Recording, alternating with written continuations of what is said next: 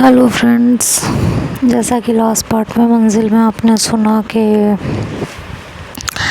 दोनों ही एक बहुत रोमांटिक मोमेंट स्पेंड कर रहे होते हैं और अनवी ईशा के लिप पे किस करती है और फिर पीछे हो जाती है। ईशा तुरंत उसे पकड़ के अपनी तरफ खींचती है और उसके होठों पे अपने होठ रख देती है और उसे किस करने लगती है। धीरे धीरे अनवी उसके नेक की तरफ आती है, उसके नेक पे किस करने लगती है और उसके टी शर्ट के अंदर अपना हाथ डालने लगती है। तो ईशा तुरंत घबरा के पीछे हो जाती है और अनवी ईशा की तरफ देखती है और ईशा अपनी नज़रें छुपा लेती है।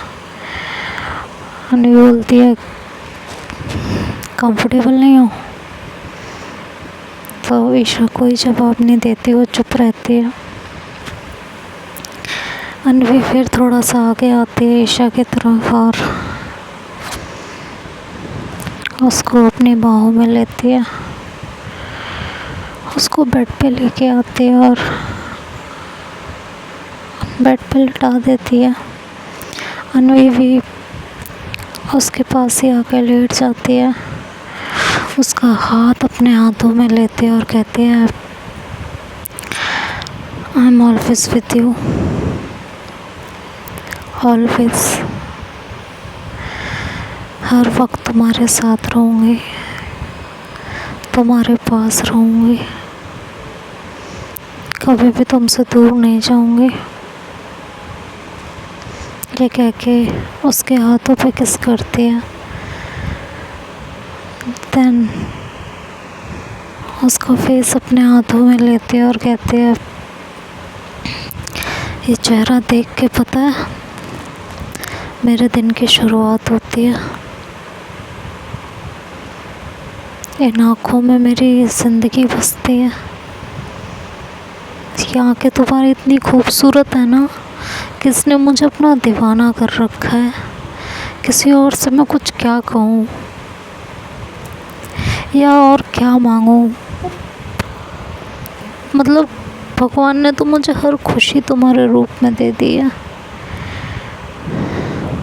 ये कह के उसके फॉरहेड पे किस करती है और देन उसके लिप के पास आती है और कहती है, ये होठ जब ये मेरा नाम पुकारते हैं ना, मेरे नाम की खूबसूरती बढ़ने लगती है।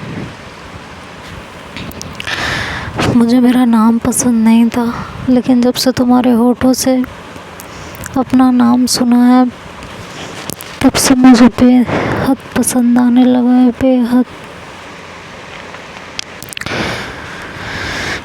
इन होठों की मुस्कुराहट कभी कम नहीं होने देना चाहती, कभी भी नहीं। ये कह के उसके होठों पे किस करने लगती है, पैशनेटली एकदम किस करने लगती है, बिना किसी जल्दबाजी के, बहुत ही आराम से।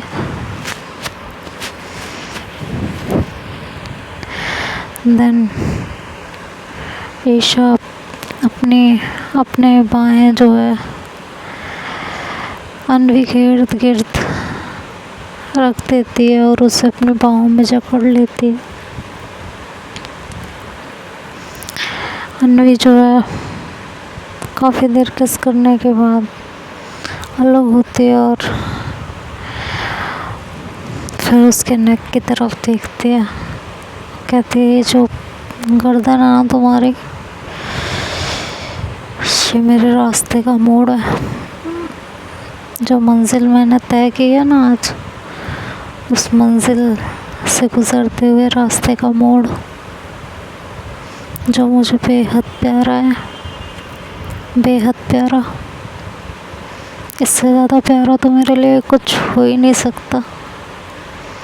और ये कह के अनवी उसके नेक पे किस करने लगती है। ईशा की आंखें बंद होने लगती है और उसकी पकड़ अनवी पे मजबूत होने लगती है। थोड़ी देर में इन दोनों के बीच से सारे लिबास गायब हो जाते हैं। जो इन दोनों की दूरियों को बढ़ा रहा होता है वो सब एक एक करके हट जाते हैं और दोनों का जिस्म एक दूसरे से टकराने लगता है। दोनों की प्यास बढ़ने लगती है। वहाँ ठंड के मौसम में भी एक दूसरे के जिस्म से जो उनकी गर्मी का एहसास हो रहा होता है, वो सर्द हवाएं भी बेमानी लग रही होती हैं। वो हवाएं जब भी इनके जिस्म से टकराती हैं तो ऐसा लगता है जैसे किसी ने रेगिस्तान में कुछ पानी की बूंदें छिड़कती हों बस। और उसके जिस्म के ज़र्रे ज़र्रे को चूमते हुए अपने प्यार की खुशबू एक दूसरे पे बिखेरते हुए, कहते हैं ना कि फूलों का रस तितलियाँ जिस तरह से चूस लेती हैं, उसको अपने अंदर समा लेती हैं, कुछ इस तरह ये दोनों एक दूसरे को अपने अंदर समा रहे थे। मोहब्बत का एहसास एक दूसरे के अंदर जगा रहे थे। दोनों पूरी दुनिया को भूल के एक दूसरे में समा चुके थे।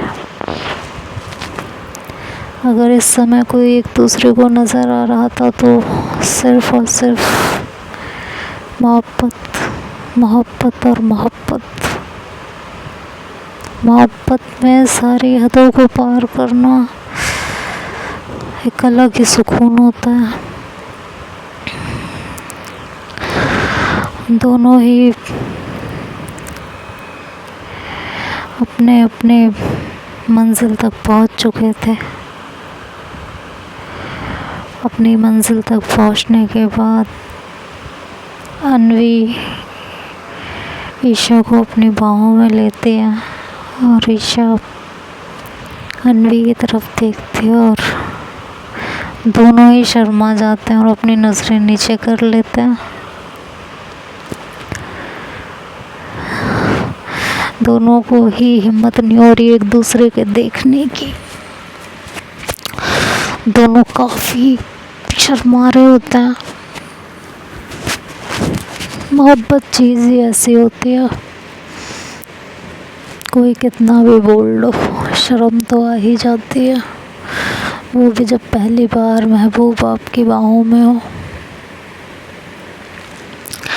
अन्वी ईशा को देखती है और कहती है थैंक यू।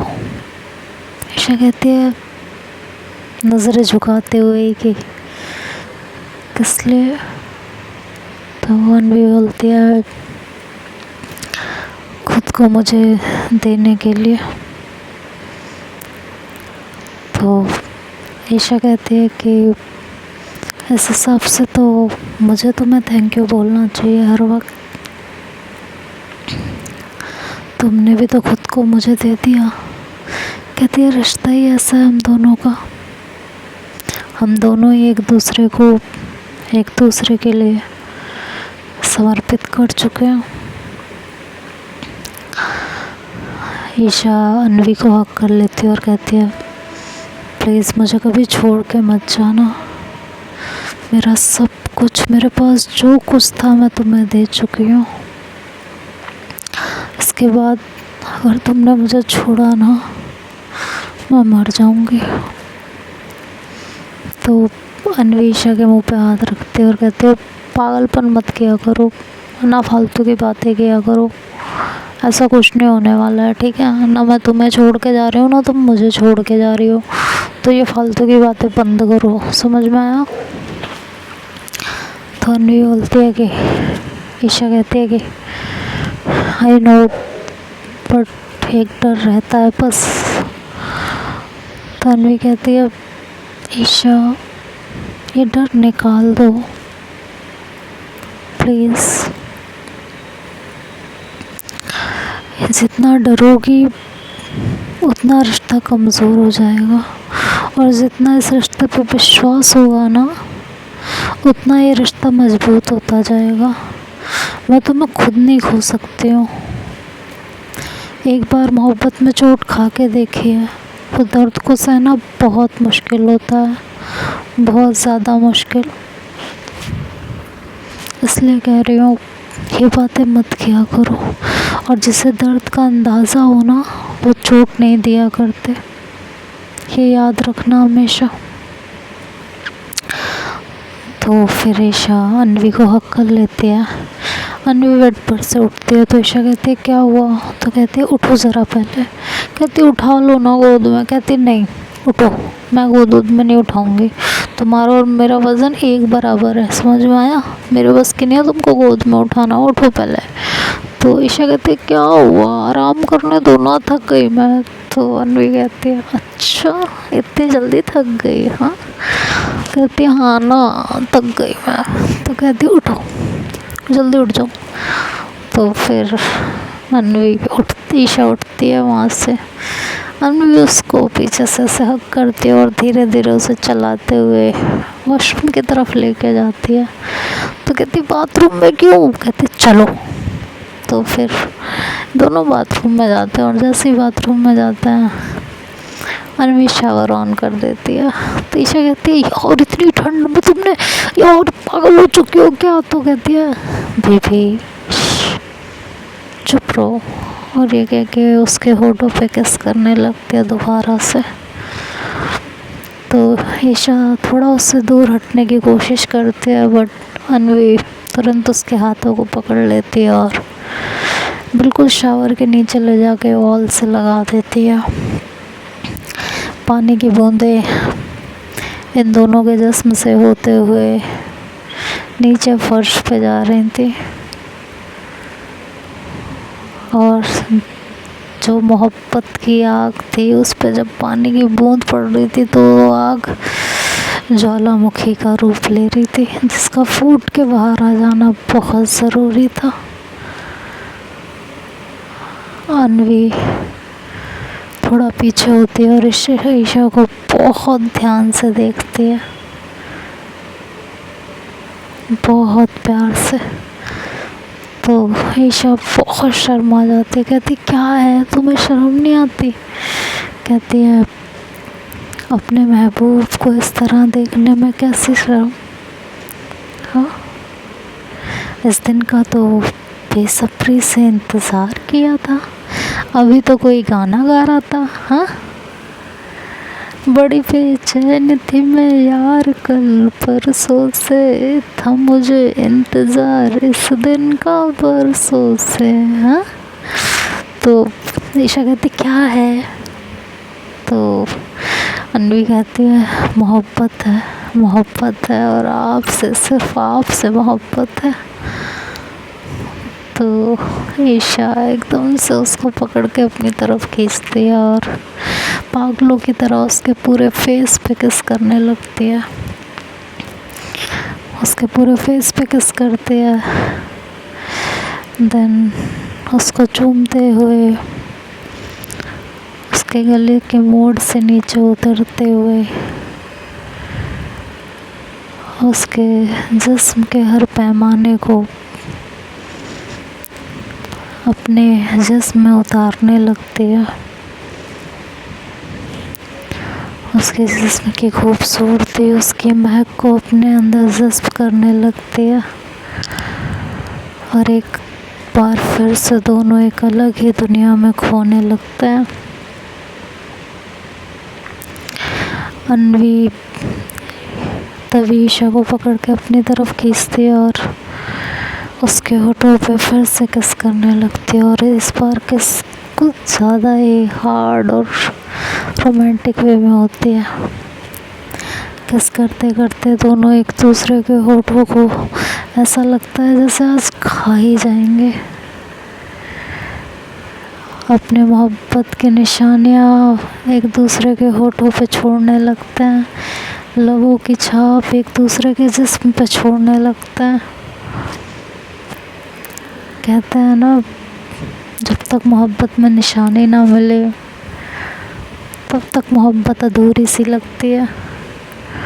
तो उस मोहब्बत को ये दोनों अपने लबों की छाप छोड़ के पूरा करते हैं और एक बार फिर से एक लंबा समय एक दूसरे के साथ एक दूसरे की बाहों में प्यार करते हुए गुजारने के बाद अपनी अपनी मंजिल की तरफ पहुंच जाते हैं और वहीं फर्श पे बैठ जाते हैं। ईशा कहती है, ये कैसी प्यास है अनवी, जितना बुझा रही हूँ उतना बढ़ती जा रही है। अनवी कहती है, इसी सवाल का जवाब शायद मैं ढूंढ रही हूँ। शायद ये मोहब्बत की प्यास है जिसे जितना बुझाने की कोशिश करेंगे ये उतनी ही बढ़ती जाएगी।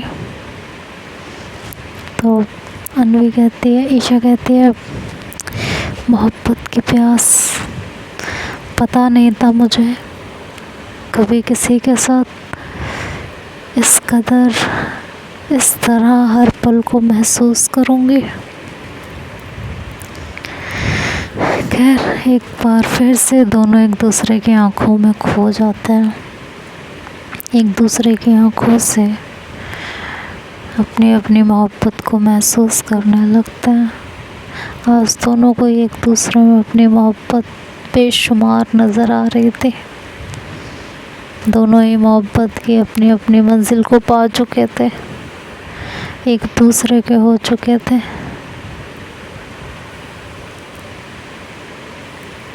तो ईशा कहती है, अब तो उस गाने की लाइन चेंज कर दो। तन्वी कहती, कौन से गाने की?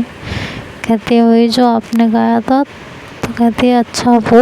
तो कहती है, हाँ। तो कहती है, लो कर देते हैं, इसमें क्या है। बन गए आज हम दो बदन एक जान, है ना। कह रही, हाँ आप ठीक है ना। उस समय तो आपने कहा था बन जाएंगे हम आज हम, बट अब तो हम बन गए ना। तो अनवी बोलती है, तो मैंने भी लाइन कंप्लीट कर दी ना। तो कहती है, हाँ ना, कर तो दी ना।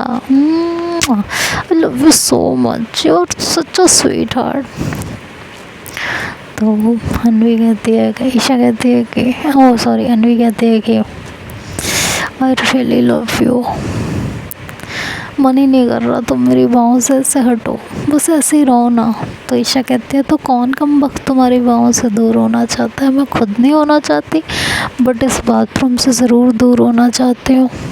खैर वो दोनों बाथरूम से बाहर निकलते हैं और आके ब्लैंकेट के अंदर लेट जाते हैं दोनों के दोनों, और फिर से एक दूसरे की बाहों में खोने लगते हैं।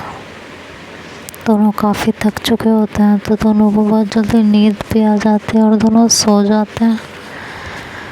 खैर सोने के बाद रात में अनवी की आँख खुलती है और वो ईशा की तरफ देखती है। उसे ईशा के ऊपर बहुत प्यार आता है, बहुत ही ज़्यादा। वो ईशा के माथे को फिर से चूम लेती है, तो ईशा की आंखें खुल जाती है। वो अनवी की तरफ देख कर स्माइल करती है और कहती है, क्या इरादे हैं। तो अनवी कहती है, इरादे नेक है, बस यहाँ आओ ना मेरे पास, ऐसे मत सो अकेले अकेले, यहाँ मेरी बाहों में सो ना प्लीज़। तो ईशा फिर उसकी बाहों में आती है और अनवी उसे ज़ोर से एकदम टाइटली हग करके सो जाती है दोबारा। दोनों ही एक दूसरे को काफ़ी टाइटली हग करके लेटते हैं और फिर से सो जाते हैं। फिर से एक बार नींद के आगोश में चले जाते हैं। दोनों ही रात में अच्छे अच्छे ख्वाब देखते होंगे। मोहब्बत बाहों में थी तो अच्छे ख्वाब आना तो लाजमी था।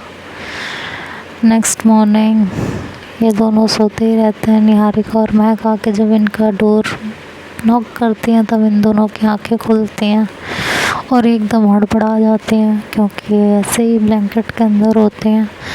तो अनवी और निहारिका बार बार निहारिका और महक बार बार नॉक कर रहे होते हैं गेट को।